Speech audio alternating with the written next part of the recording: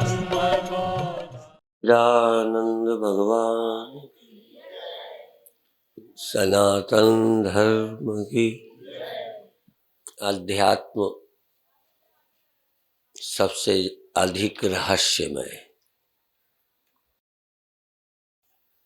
जो कुछ हम जानते हैं ये बहुत सहज ज्ञान है। यदि अज्ञान नहीं कहो, भ्रांति ज्ञान नहीं कहो, तो ये कह सकते हो ये सहज ज्ञान है। सहज ज्ञान जिसके लिए किसी की आवश्यकता नहीं होती। जैसे सहज आपको खाते समय खट्टा मीठा नमकीन लगता है, इसके लिए न गुरु की आवश्यकता है और न ग्रंथ की आवश्यकता है। इसी तरह दर्द है, सुख दुख, कष्ट, आराम, सुखानुभूति, काम के संबंधित सुखानुभूति पशु को, पक्षियों को, मनुष्यों को होती है। और उस सुख के पाने के लिए मनुष्य बेचैन रहता है। दुख की अनुभूति भी होती है, शारीरिक कष्ट, मानसिक। किसी की गाली से शारीरिक कष्ट नहीं होता, मानसिक होता है। कोई डंडा मार रहे, धूप अधिक हो, सर्दी अधिक हो, तो इसको हम कष्ट बोलते हैं। अंग्रेजी में भी इसके लिए शब्द होंगे, पर हिंदी में हर चीज के अलग अलग शब्द हैं। जैसे पाश्चात्य देशों में माता पिता और इसके अतिरिक्त स्त्रियों के लिए ज्यादातर आंटी, माँ के अतिरिक्त सब आंटी और पिता के अतिरिक्त सब अंकल। पर भारत में अंकल के लिए भी दो, छोटे अंकल हैं और बड़े, बड़े हैं तो ताऊ, छोटे हैं तो चाचा। पिता के भाई भी दो तरह के होते हैं और बाकी तो कोई मामा, नाना, दादा, अलग अलग है। बहुत थोड़े शब्द हैं विदेशों में ऐसे ही। यद्यपि वहां भी है पेन और सारो, कष्ट और सुख, कष्ट और दुख। जो शरीर के साथ वेदना है उसको हम पेन, कष्ट कहते हैं। बुखार है, दाढ़ दर्द है, ये दुख नहीं है, ये दर्द है। मुझे एक बार याद आती है, उत्तर प्रदेश के जहानाबाद के पास एक छोटे से गांव में थे हम, बनथरा। पूज्य पथिक जी महाराज भी वहां थे। उन्होंने पहले बोला, बाद में मुझे दे दिया। उन्होंने कहा भक्त को दुख नहीं होते। तुम पूछे तुम भगत हो, भगत हो तो दुखी क्यों? भक्त वो है जो दुखी नहीं होता। तो मैंने बाद में कहा कि हमने तो भाई भक्तों को भी दुखी होते देखा। नहीं, कष्ट में बताया, दर्द, बेचैन, बुखार, टांग दर्द। तो स्वामी जी ने तुरंत बगल से बोला कि मैंने कष्ट नहीं कहा, दुख कहा है। भक्त को दुख नहीं होता। दुख दिमागी है, मानसिक है, कष्ट शारीरिक है। दुख सिर्फ दिमाग, जैसे मरते समय कष्ट हो सकता है पर मरने का दुख है। कष्ट के बिना भी दुख होता है। गाली देने में न कान फट जाता है न छाती फटती है, लेकिन दुख इतना हो जाए तो छाती फट सकती है, हार्ट फेल हो सकता है। दुख से शरीर प्रभावित हो जाता है। आदमी दुखी हो, डर जाए तो शरीर, हार्ट धड़कने लगता है, खून की चाल बदल जाती है। दुख से शरीर प्रभावित होता है, कष्ट से मन प्रभावित होता है। कष्ट शरीर की एक घटना है, दुख मानसिक एक सोच है। भक्त को दुख नहीं होना चाहिए। अभी अभी स्वामी रामानंद जी महाराज ने पूछा है, कभी कभी ये लोगों के भले के लिए भी पूछ लेते हैं और कभी कभी इसलिए भी पूछते हैं कि हमको भी इस विषय में समझाना हो तो कैसे समझाए। क्योंकि मनुष्य जो बोलने वाले हैं उनको दूसरों के समझाने के लिए भी ढंग चाहिए। और अक्सर ये कहा करते हैं कि आप जब वेदांत बोलते हो तो मुझे समझ आता है, ये दूसरे जो वेदांत बोलते हैं मुझे समझ नहीं आता, क्योंकि लोग ज्यादातर पढ़ कर बोलते हैं। तो दो लाइनें तो सबको पता ही है, खास बात है इसके प्रश्न की कुछ लाइनें जो तुलसीदास ने शायद लिखी हैं। रैन का भूषण इंदु है, रैन अंधेरे, रात का भूषण चंद्रमा है, शोभा है। भूषण माने जो आप लोग पहनते हो ना, क्या बोलते हैं, गहने। गहने क्या होते? गहने पहनने से स्त्रियां अपने को समझती हैं हम अच्छे लगते हैं। तो जैसे शरीर को स्त्रियों को भूषण शोभा देते हैं, इसलिए लड़कियों को सजा के शादी में बिठाते हैं। रामलीला में राम लक्ष्मण को भी सजाते हैं, नहीं तो इसीलिए रामलीला में या रासलीला जब करे ना तो रात को अच्छी लगती है, क्योंकि रात को कम दिखता है तो जो सजावट है सजावट नहीं लगती, सुंदरता लगती। और दिन में तो रंगे से लगने लगते हैं। कभी कभी मेकअप करने की तमीज ना हो तो करवा चौथ सा मुंह लगने लगता है, और यदि ठीक रहे तो फिर कई लोग इतना हल्का रंग लगाते हैं मुंह में कि लगता नहीं रंग लगा है, लगता है स्वस्थ है, हेमोग्लोबिन बहुत है, मुंह लाल लाल है। और कई तो साफ पता चल जाता है कि रंगे बैठी हैं। तो रैन रात जो है चंद्रमा से सुंदर लगती है। अंधेरा ज्यादा बुरा होता है, ज्यादा अंधेरा भी रात अच्छी नहीं लगती। अब पूरा दिन हो जाए तो रात रहती ही नहीं, सुंदर क्या लगे। सुंदर तो तब लगे जब होवे। तो चंद्रमा में रात भी रहती है और सुंदरता, इसलिए चांदनी में जब लोग बैठते हैं तो वह रात सुहावनी होती है। दिवस का भूषण भान। अब वैसे तो बिना दिवस बिना सूर्य के दिन ही नहीं होगा, शोभा क्या देगा। बिना भानु के दिन नहीं होता। फिर भी कवियों ने संतों ने लिखा तो स्वीकार करेंगे कि दिन की शोभा सूर्य से है। दिन अच्छा लगता है तो सूर्य की ही कृपा है। पर यहां से तुम्हारे मतलब की बात है। कर्म का भूषण भक्ति है। कभी गुरु के लिए काम करो, कभी भगवान के लिए काम करो। जैसे अपने लिए काम करके खुशी होती है, ऐसे कभी भगवान के लिए कर्म करो।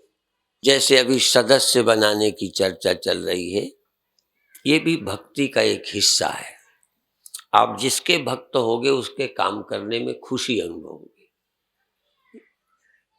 यहीं के सज्जन अभी शिविर में गए थे, उन्होंने संकल्प किया और इतनी जल्दी एक संकल्प की जो 10 सदस्य बनाएगा, 11वां अपने आप फ्री बनेगा। और जो उतनी ही कीमत का, चूंकि आजीवन एक सदस्य होता है, तो एक सदस्य भी लगभग वार्षिक फी के बराबर है। शायद वो ध्यान में नहीं है। असल में एक वार्षिक सदस्य एक आजीवन सदस्य बना दे तो एक सदस्य वो भी वार्षिक फ्री हो जाता है। खैर, विषय सिर्फ एक है, कर्म का भूषण भक्ति। आप किसी के भक्त हैं तो कर्म आपका भूषण है। इसलिए मर जाऊं मांगू नहीं अपने तन के काज। मर जाओ पर नहीं मांगो, भूखे मर जाओ, ठंडी में मर जाओ, भगवान करे न मांगना पड़े, और साहस हो तो न मांगो, मिट्टी में दब के सो लो, राख में सो लो। कुत्ते राख में सो लेते, घास में सो लेते हैं। क्या मांगना अपने लिए? पर परोपकार के कारण मोहि ना आवे लाज। भगवान के लिए जब मैं कर्म करूं, अपने लिए ब्याह भी न करूं, अपने लिए मैं कोई कुर्सी गद्दी में न बैठूं, अपने लिए हे भगवान, मुझे यदि देश का काम भी करना पड़े तो अपने लिए नहीं, नाम के लिए नहीं, भगवान के लिए। भगवान के लिए काम करना भक्ति है। कर्म का भूषण भक्ति है। कर्म यज्ञ बना लो। यज्ञ दूसरे के लिए, देवताओं के लिए, देवता प्रसन्न होंगे इसलिए यज्ञ करना। अभी यज्ञ की भी सूचना सुनी। लोग ये सिर्फ अपने लिए ही करते हैं। पुण्य करते हो तो अपने लिए, ऐसा कोई पुण्य कि मेरा राष्ट्र उन्नत बन जाए, मेरा समाज अच्छा बन जाए। जैसे बहराइच वालों ने, चाहे मेरी भक्ति मानो चाहे समाज की भक्ति मानो, मैंने थोड़ा बीते वर्ष संकेत किया तो इन लोगों ने वहां स्कूल खोलने का सोचा। पथिक जी के नाम से यहाँ स्कूल चलता है, वहां भी हम देखने गए। अब ये चाहे गुरु भक्त हो चाहे राष्ट्र भक्त हो, कर्म तब भूषण बन जाता है जब भक्ति होती है। कर्म बंधन बन जाता है जब भक्तिहीन होता है। क्योंकि कर्म दो ही तरह से होगा, या तो स्वार्थ से होगा या परार्थ होगा। स्वार्थ तुम्हें बांध देगा, फिर भूषण नहीं है, कर्म दूषण बन जाएगा। कर्म तुम्हें कुरूप बना देगा, कर्म तुम्हें वासना से युक्त कर देगा। जितना कर्म करोगे उतने ही मूर्ख, अहंकारी, दुखी, स्वार्थी बन जाओगे। कुछ करके देख लो। यदि भक्ति नहीं है तो कर्म बंधन बन जाएगा, स्वार्थ बन जाएगा, वासना पैदा करेगा। तुम ब्याह करो तो पत्नी में फंस जाओगे, बेटे पैदा करो तो अपने बनाकर रोओगे, मेरा लड़का मेरा बीमार है, मर गया।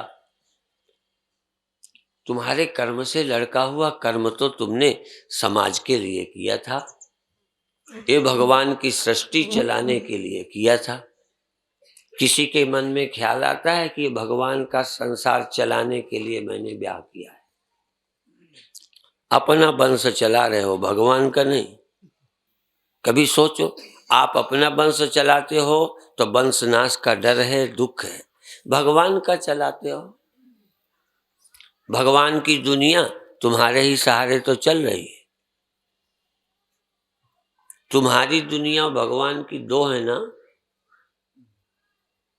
अच्छा, ये तो सब तुम्हारी है तो भगवान की कहाँ है? यदि ये सब आश्रम हमारे हैं तो भगवान का आश्रम कौन सा है? यदि सारे मंदिर तुम्हारे हैं तो भगवान का मंदिर कौन सा है? यदि पुजारी ने मंदिर अपने लिए बनाया, भक्तों ने मंदिर अपने लिए बनाया ट्रस्टी बनने के लिए, तो भगवान का मंदिर कहाँ है? यदि सारे पुत्र तुम्हारे हैं, इनके हैं, इनके हैं, मेरे हैं, तो भगवान का कोई है? इसीलिए तो कहते हैं यदि संत न होते जगत में तो रहते राम निपूत। संत नहीं होते तो राम का तो कोई वंश ही भी नहीं। पर भगवान की छाती ठंडी होगी कि कम से कम संत तो मेरे बेटे हैं, संत तो भगवान के हैं। कबीर साहब ने एक जगह लिखा है, मैं हूं कुत्ता राम का। पुत्र ही नहीं, कुत्ता। मैं भगवान का कुत्ता हूं। देखो माने क्यों कुत्ता हूं। एक बार सुना, देवरावा बाबा कहते हैं, एक फल आ जा, वो तुरंत आ गया। तो किसी भक्त को बोले कि मेरे आश्रम में बहुत कुत्ते हैं, जब मैं बुलाता हूं आ जाते। किसी चेले का नाम लिया आ गया, आप बेटे को बुलाओ, वो सुनता ही नहीं। मैं भी आप तो जब देखो तब बुलाते ही रहते। कुत्ते को जितने बार बुलाओ आ जाता है, जब कहो चल चल चला जाता है। तो कबीर साहब ने कहा, मैं हूं कुत्ता राम का, मोतिया मेरा नाम, मोतिया मेरा नाम है, मैं राम का कुत्ता हूं। मेरी गले की रस्सी भगवान के हाथ है, जित खींचे तित जाऊं, जिधर खींचते हैं उधर चला जाता हूं। आपको दिखती नहीं, रस्सी आपके भी गले में है, जिधर वो खींचेंगे जाओगे, पर तुम राम के कुत्ता समझते नहीं हो, तुम रामदास नहीं हो, तुम कामदास हो। बहुत छोटी सी बात है ये कि तुम रामदास हो जाओ, गुलाम हो जाओ। जैसे मीरा ने कहा, मुझे चाकर राखो जी,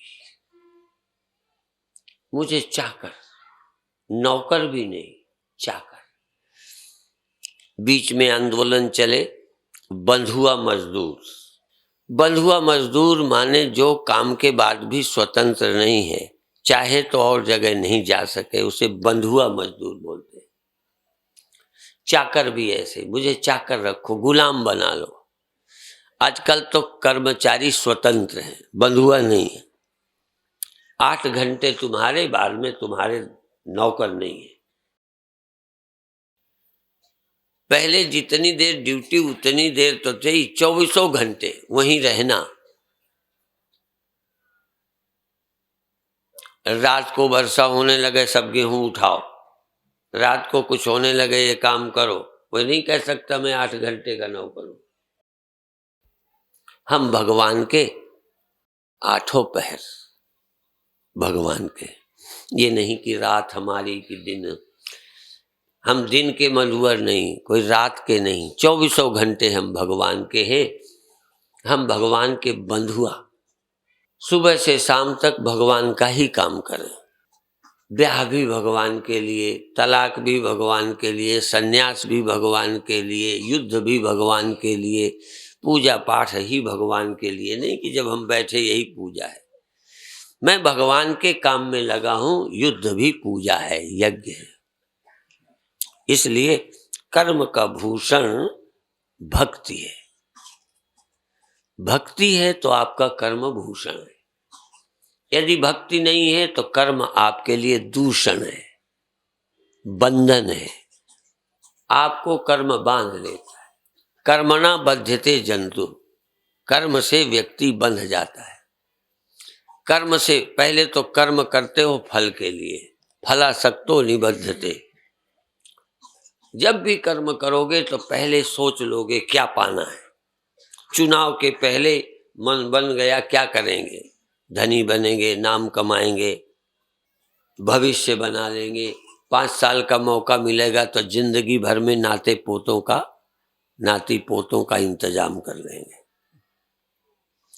एक बार मौका लग जाए लूटने का, यहां तक लूटेंगे भी तो देश के लिए। हाँ जरा समझो, लूटेंगे भी। कई बार पिता माता जोड़ते हैं तो भी बच्चों के लिए, अपने लिए नहीं जोड़ता। मैं अब भी बता दूं, भारत के लोग अपने लिए नहीं कमाते, अपने बच्चों के लिए कमाते। विदेशी लोग अपने लिए कमाते हैं, बच्चों के लिए नहीं। थोड़ा रुपया होगा तो भारत आ जाएंगे। अभी रसिया के बहुत लोग आए थे, कहते थे अब जाते हैं, यदि हमारे रुपये इकट्ठा हो जाएगा तो मवई धाम के कार्यक्रम में आएंगे। थोड़ा सा रुपया हुआ आ जाएंगे, भारत आ जाएंगे या और किसी देश चले जाएंगे, नहीं तो उसी देश में घूमने चले जाएंगे। तुम्हारे रुपया हो जाएगा तो जोड़ोगे, ये नहीं कि हो गया तो घूमने चले जाएंगे। माता पिता ज्यादातर जोड़ते जोड़ते मरते हैं। हमारे स्वामी गुप्तानंद जी जो यहीं से जाते हुए एक्सीडेंट हुआ था, वो फिर उसी में डेथ हो गई।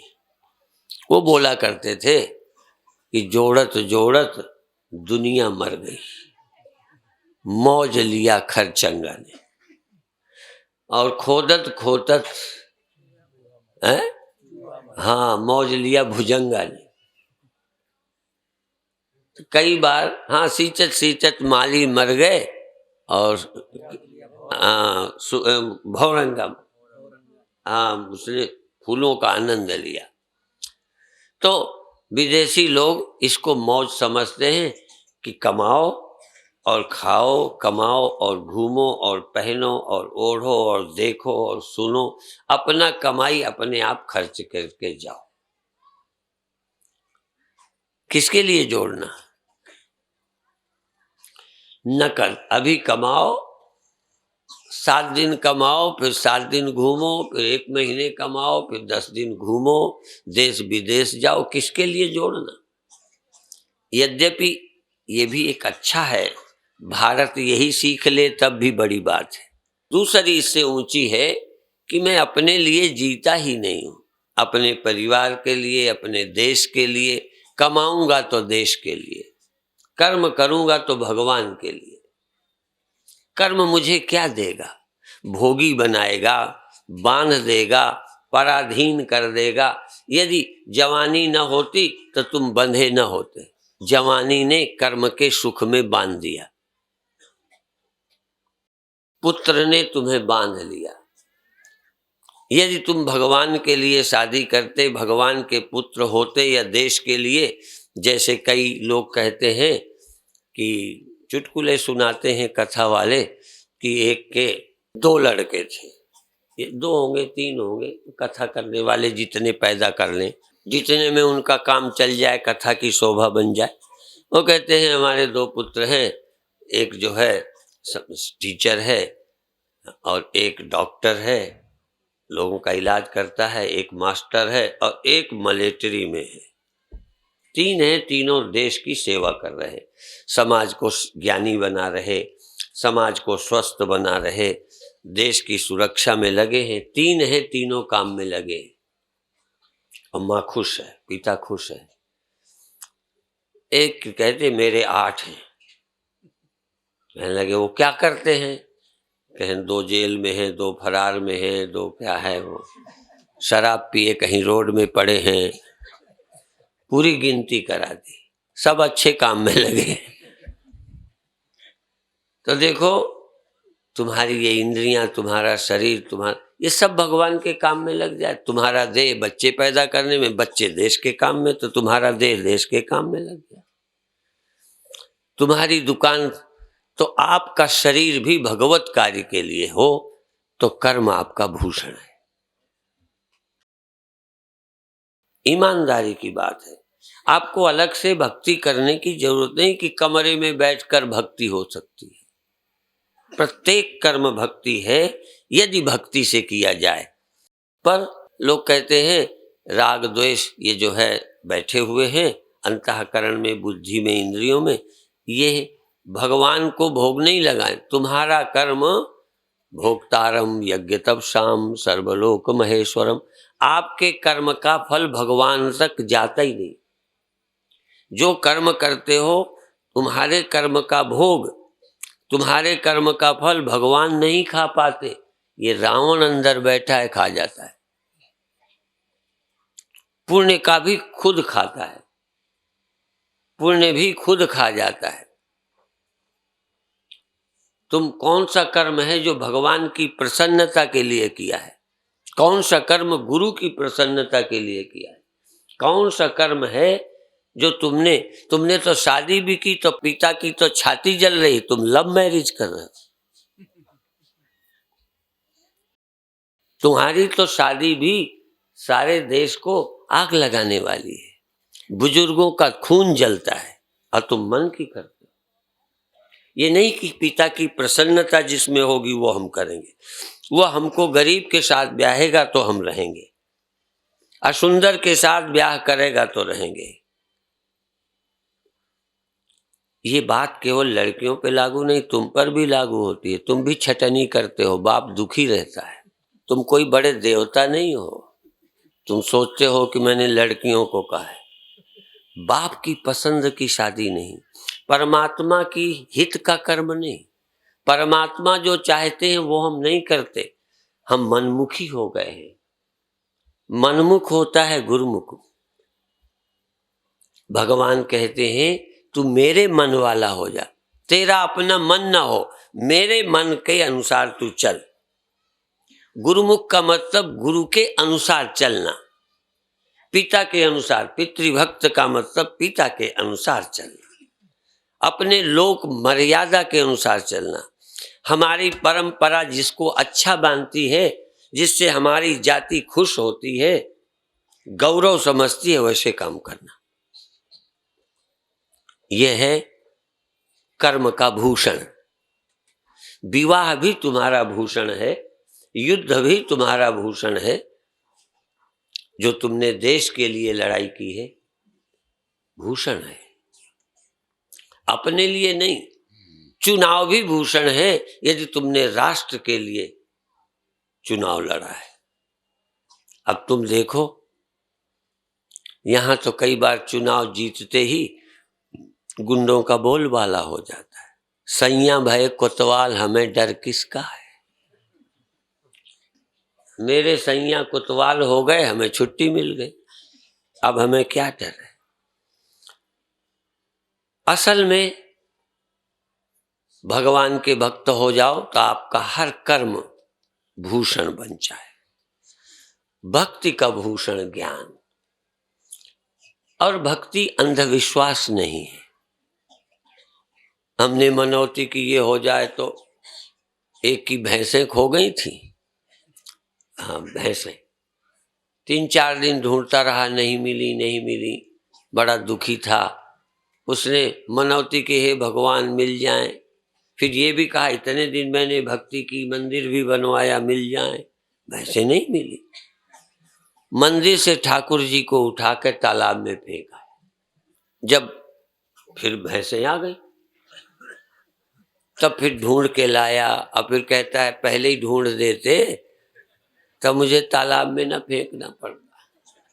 तो हम भगवान के भक्त नहीं हैं, कामनाओं के दास हैं। भगवान भी अच्छे जो तुम्हारे अनुसार चले, तुम्हारे मन की कर दे। यदि भगवान मौत दे दे तो भगवान अच्छा नहीं।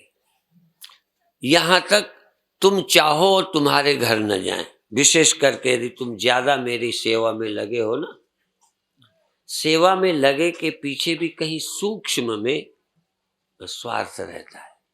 बहुत कम लोग हैं जो निस्वार्थ। यदि उनके मन का न हो, यहां तक तुम प्रतिष्ठित हो, तुम कहो हमारे घर चलना है और हम न जाएं तो अगले बार हम नहीं सम्मेलन में साथ देंगे, इतनी सी बात हमारी नहीं माने। हमें बहुत ख्याल रखना पड़ता है कि तुम नाराज ना हो जाओ। तुम्हें ख्याल नहीं रखना पड़ता कि स्वामी जी नाराज ना हो जाए। हो जाएंगे तो हो जाएंगे, हमारा क्या बिगड़ता है। भगवान नाराज हो जाएंगे ये किसी को चिंता नहीं, भगवान को ही चिंता है कि मेरे भगत नाराज ना हो जाए। खैर, ये मैं सोचने के लिए कह रहा हूं कि आप भी जरा सोचो कि भगवान से तुम अपने मन का कराना चाहते हो या भगवान के मन का तुम करना चाहते हो। तो यदि ज्ञान होगा तो तुम अंधविश्वासी नहीं होगे, नहीं तुम्हारी भक्ति भी अंधविश्वास बन जाएगी। इसलिए भक्ति का भूषण ज्ञान। बहुत भक्त हैं भारत में पर अंधे हैं, ज्ञानहीन भक्त हैं, विवेकहीन भक्त हैं। इसलिए कभी कभी जो ज्ञानी भक्त है वो भक्त लगता ही नहीं। वो कहो पूजा के समय खेत जोतने चला जाए, वो खेत के समय, ये काम के समय बच्चों को पढ़ाने लग जाए, पूजा का समय है पढ़ाने में लगा है। क्योंकि ज्ञानी भक्त का हर काम भक्ति है।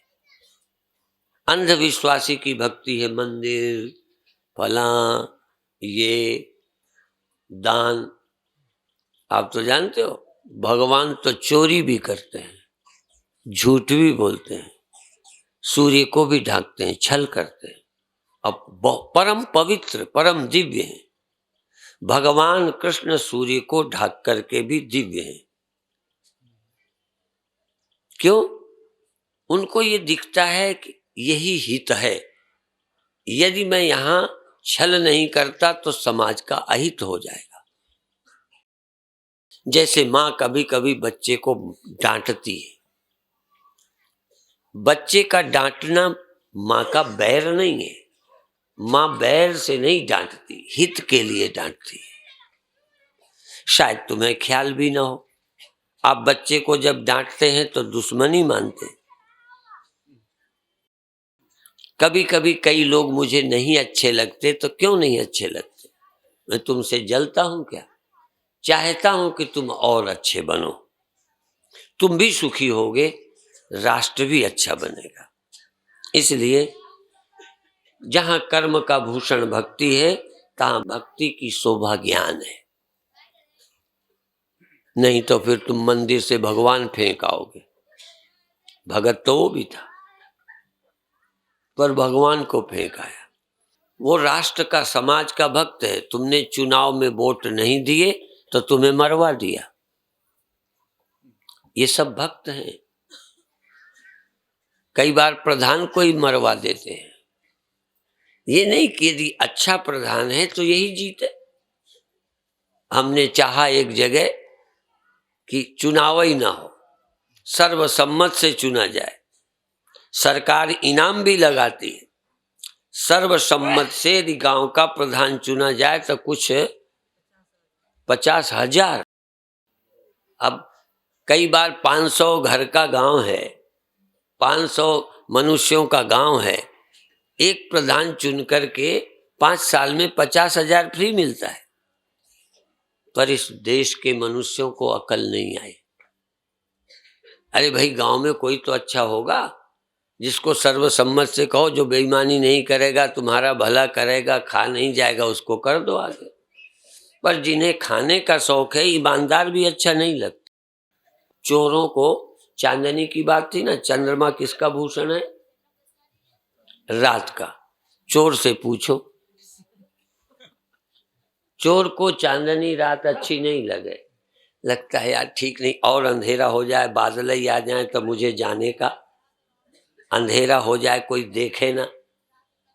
लोग अंधेरा चाहते। स्वार्थी आदमी, कामी आदमी, चोर आदमी को उजेला अच्छा नहीं लगता। दिन तो बहुत ही खतरनाक है, इसलिए दिन में चोरियां कम होती हैं। अधिकतर चोरियां रात को होती हैं, जब दिखता नहीं कहाँ गया, किधर भग गया, वो सोया है।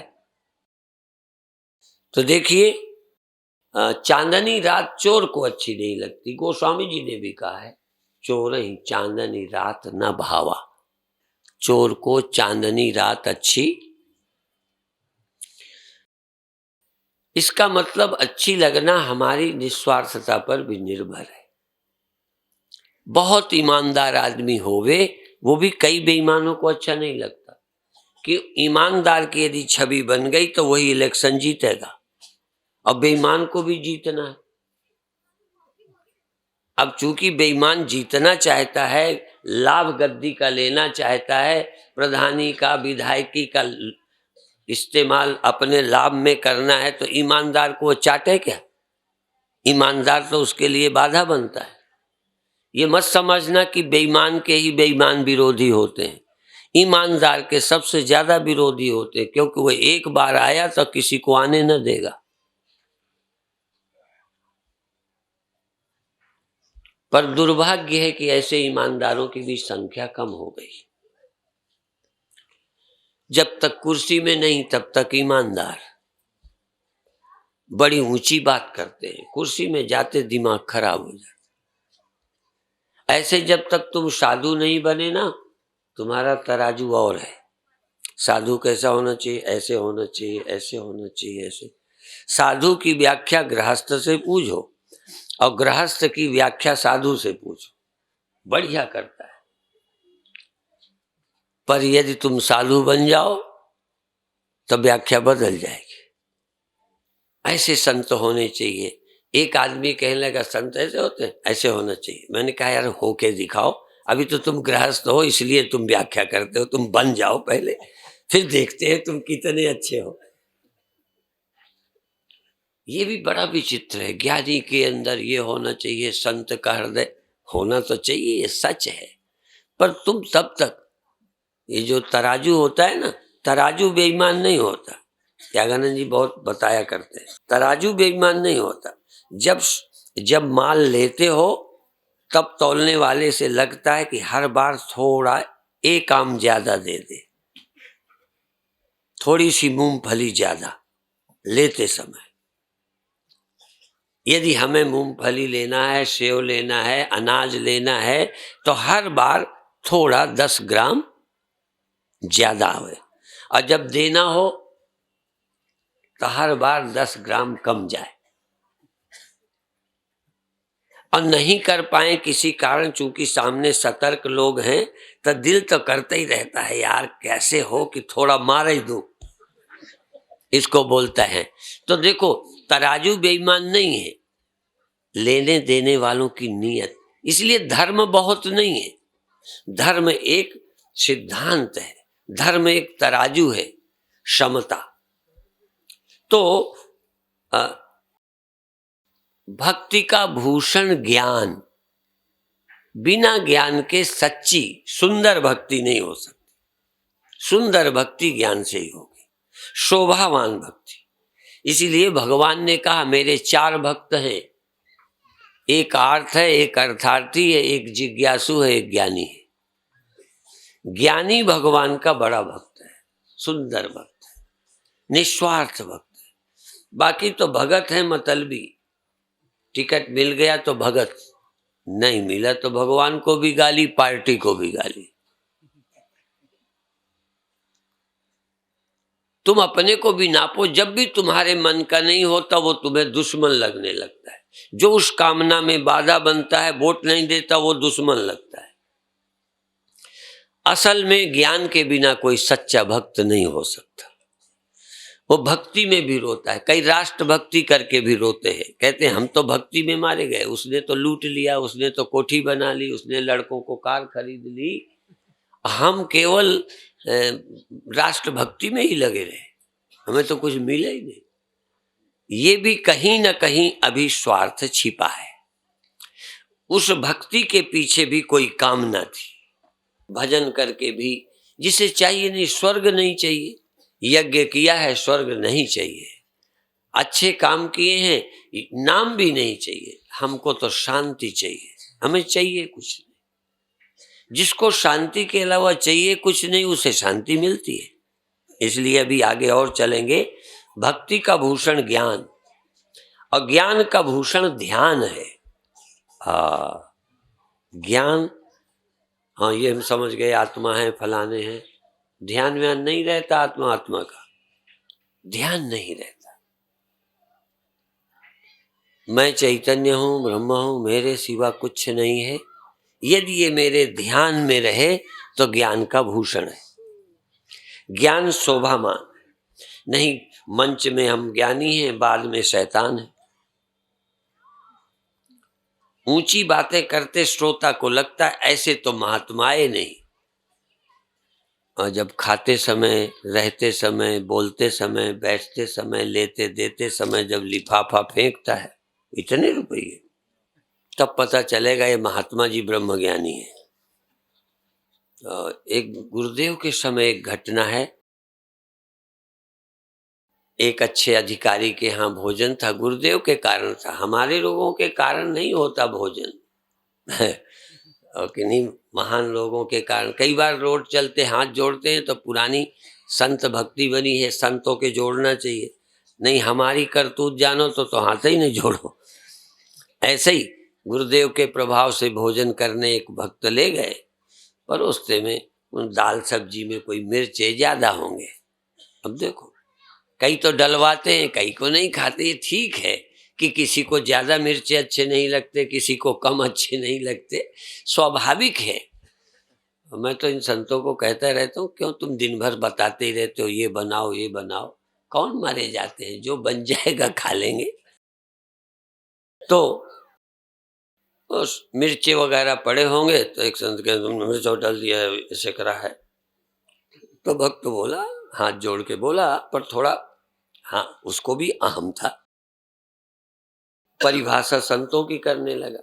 ये नहीं कहा कि हमें नहीं पता था, इतनी सी बात कहनी थी, हमें नहीं पता था, आगे कभी नहीं डालेंगे, इतने में बात बन जाती। तो अपनी गलती मानने को मन नहीं होता। दोनों तरफ था। तो उन्होंने कह दिया संतों को तो जो मिले खा लेना चाहिए, आप तो संत हो। अब देखो गलती अपनी, पर संतों की परिभाषा कर दी। तो संत को भी बर्दाश्त नहीं हुई, वो भी कोई बड़े बहुत ऊंचे तो थे नहीं, बने ही बनाए थे। हाँ, जैसे रामलीला में राम बने हो, वो एक बार बुद्धू हलवाई रावण बन गया, जहां हनुमान गर्जे तो उनका मैं बुद्धू हलवाई हूं तुरंत ही। तो जहां उन्होंने कहा संत ऐसा होना चाहिए, जो कुछ मिले खा लेने, कहते तुम टट्टी दोगे तो हम खा लेंगे।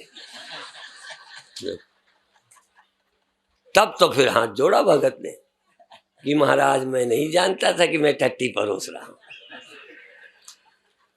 उदाहरण में अति कर दी, थोड़े मिर्चे ज्यादा हैं। उसने कभी फिर संत को नहीं बुलाया। हाँ, अब फिर ऐसे लोगों को लगने लगता है कि स्वामी जी के साथ भी कैसे लोग रहते हैं। आप तो गए, गुरु जी को ले डूबे। तो कभी कभी छोटी छोटी घटनाएं, तो ध्यान रखो, ज्ञान का भूषण ध्यान है। ध्यान रखो हम कौन है। बोलते समय हम ब्रह्म हैं, बाकी 24 घंटे हम आदमी भी ठीक नहीं है। ज्ञान का भूषण ध्यान है। ध्यान रखो तुम कौन हो, आदमी हो, स्त्री हो, तुम बड़े हो, गरीब हो, कौन हो तुम, क्या पढ़ा था, तुम कौन हो, भूल गए, क्यों दुखी हो। तुम आत्मा हो, ब्रह्म हो, चेतन हो, निर्विकार हो, निर्विकल्प हो, सारा जगत चिद विलास है, तुम्हारे सिवा कुछ नहीं है। ये ठीक अनुभव किया है, और ठीक अनुभव का स्मरण भी रखो। सुमिरो सुमिर सुमिर सुख पाओ। याद रखो हरि सुमिरे दुख जाए। जो जाना है वह स्मरण में भी रहे। इसलिए ज्ञान का भूषण ध्यान है, ध्यान का भूषण त्याग। सुख का त्याग, ग्रंथियों का त्याग, राग का त्याग, द्वेष का त्याग, अपना त्याग। क्या है मेरा? ज्ञान का भूषण ध्यान है, ध्यान का भूषण त्याग। कर्म फल का त्याग, वासनाओं का त्याग। मैं में कुछ जोड़ना ही नहीं। क्या जोड़े, इसमें क्या डालेंगे, सागर में क्या डालेंगे जो बढ़ेगा, सागर से क्या निकलेगा जो घटेगा। इसलिए अंतर से त्याग, फलाशक्ति, कुछ भी, मान का, स्वर्ग का त्याग। पैसे का हाथ नहीं लगाना, नहीं, वो कोई बहुत ऊंचा त्याग नहीं है। कहीं ऐसा पैसे को हाथ नहीं लगाया तो इतने बड़े त्यागी हो गए कि पैसा लेने वाले की छाती पे चढ़ने लगे। 2 ही दिन थोड़ा अच्छा उपवास कर लिया तो पड़ोसी का खाना देख के जलने लगे। सुबह से लग जाता है। अरे वो सुबह से लग जाने दो, सुअर है, लगा रहे, तुझे क्या परेशानी। सुबह से सुअर भी तो लग जाते। कभी जलन हुई सुअर से? सुबह सुबह से तमाम अपने अपने काम में लग जाते, तुझे जलन क्यों है? तो ईर्ष्या क्यों करता है? त्याग का मतलब है कि तू अपने त्याग का भी त्याग कर दे। तू अपने कर्म के अभिमान का भी त्याग कर, अपनी श्रेष्ठता का अहम छोड़। अहंकार से पहले हम श्रेष्ठ बनते हैं, अहंकार हमको श्रेष्ठ बनाता है, पर अंत में श्रेष्ठता का अहम भी छोड़ दो। जैसे स्वभाव ही है, कोई श्रेष्ठ हमने मेहनत करके थोड़ी बने हैं जो अकड़े। सहज सहज पके सो मीठा हो। कोई हमने त्याग नहीं किया, कोई हमने क्रोध भी नहीं त्यागा, ईर्षा भी नहीं त्यागी, जरूरत ही नहीं है। त्याग मेरा स्व है, मैं त्यागूं जब कुछ मुझे मिलता ही नहीं। सागर किसी लहर का क्या त्याग करे, क्या ग्रहण करे? सागर में लहर है क्या? क्या है जो ग्रहण करे? मुझ परम शुद्ध में अशुद्धता क्या है? मुझ परम शुद्ध में शुद्धता बढ़ाऊं कैसे? एक उपवास करके कोई मेरा दिव्यता बढ़ जाती है? परम दिव्य सदा शुद्ध नित्य शुद्धम निराभाषम निराकार निरंजनम, जो नित्य शुद्ध है उसमें उपवास से ज्यादा शुद्धता आ गई। नित्य शुद्ध है कि शुद्ध हुआ? जब तपस्या से शुद्ध होता था ठीक है, जब उपवास से मैं लाभान्वित होता था, जब कुछ ध्यान धून करके मैं कुछ बढ़ता था, तब ठीक है। तू ध्यान से क्या बढ़ेगा? तू ध्यान नहीं करेगा तो क्या क्या तेरा बिगड़ेगा? तू है क्या? तेरा क्या स्वरूप बिगड़ने वाला है, बनने वाला है, कुछ मिलने वाला है, कुछ जाने वाला है? सागर में क्या पहुंचे तो बढ़ जाए सागर, क्या निकल जाए जो सागर घट जाए? उस परम शुद्धता के स्मरण के बाद त्याग, त्याग मतलब जैसे कुछ जुड़ता ही नहीं, कुछ संग्रह ही नहीं, स्वभाव से। पानी में कितना पानी गिर जाए तो बढ़े, आकाश में क्या प्लस क्या माइनस, उस परम शुद्ध अस्तित्व में एक मेवा द्वितीय ब्रह्म, एक ही चैतन्य है, जगत नाम की वस्तु नहीं। उस स्मरण काल में क्या मेरा क्या तेरा, क्या बढ़ना क्या घटना, ऐसी परम शुद्धावस्था को जो उपलब्ध है, फिर वो क्या त्याग करे, क्या ग्रहण करे? त्याग का भी त्याग, त्याग का भी ग्रहण भी क्या है, क्या मिलता है? उस बोध की पराकाष्ठा में तो इस ध्यान का भूषण त्याग है। थोड़ी देर ध्यान रखे फिर जमा करें नहीं, एक बार समझा, अब अपने अंदर कुछ जोड़ो ही मत। तो त्याग जो है ध्यान का भी भूषण है, और त्याग का भूषण शांति पद। इसमें ऐसा लगा जैसे शांति प्रद लिखा है, पर त्याग का भूषण शांति पद। त्याग से क्या में त्यागात शांति निरंतरम, त्याग से शांति। कोई भी स्वर्ग नहीं चाहिए, मान नहीं चाहिए, लाभ नहीं चाहिए, चाह ही तो गड़बड़ है। और चाह के बाद ना मिले तब भी त्यागी नहीं हो। त्याग का मतलब पैसे को हाथ नहीं लगाया, हिसाब पूरा रखा कितना चढ़ा था। उठाते हैं सत्यानंद, मेरा पैसा, अब मेरा पैसा, मुझे हिसाब है कि इतने चढ़े थे। त्यागी जितना हिसाब लगाने वाला कोई मिलेगा नहीं, पर ये हमारे त्यागी को ना समझ लेना। हाँ, त्याग का मतलब होता है जब अंदर से पकड़ नहीं है, चाह नहीं, जरूरत नहीं। अंदर से यदि पकड़ होती है तो त्याग त्याग नहीं है। तो असल में ध्यान का भूषण त्याग है, त्याग का भूषण शांति पद। अंदर की शांति भंग नहीं होती, मिले न मिले का कोई प्रभाव अंदर नहीं है, वही सच्चा त्याग है। क्या मिला क्या न मिला, अंदर कोई प्रभाव नहीं। कितना पानी वर्षा जमीन में तालाब में फर्क पड़ा, सागर में कोई फर्क नहीं पड़ता। इसलिए ऐसा जो पूर्ण है वही असल में त्याग है और वही शांति है। इसलिए सागर को शांति है। कोई नदी आवे ना आवे, बढ़े न बढ़े, ऐसे जिसका सागर की तरह आत्मस्वरूप जिसने जाना, वो शांति पद को प्राप्त कर लेता है। यही तुलसी अमल अदाग। तुलसीदास कहते हैं ये जो शांति पद है यही अमल है, अदाग है। अभी इतना कह के समाप्त करते हैं। ओम शांति शांति शांति।